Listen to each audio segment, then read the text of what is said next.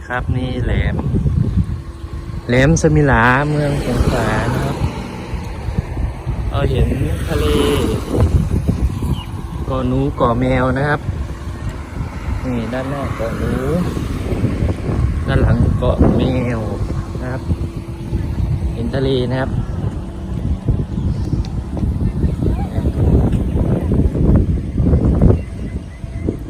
ทะเลครับ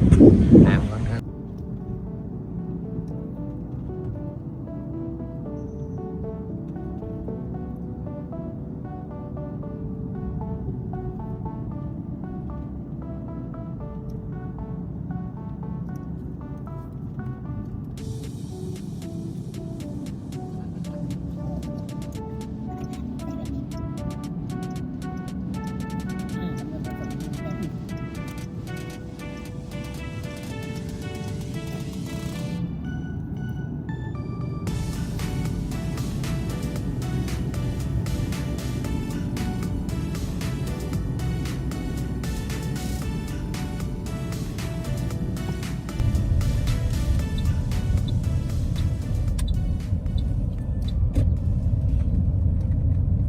ชายหาดสงขลา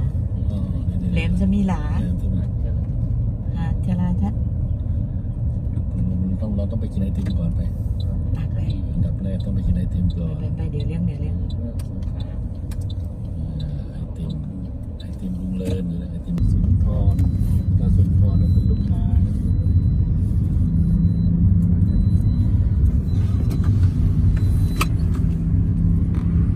ชายอะไรนะชายหาดชลาทัศน์ใช่ไหม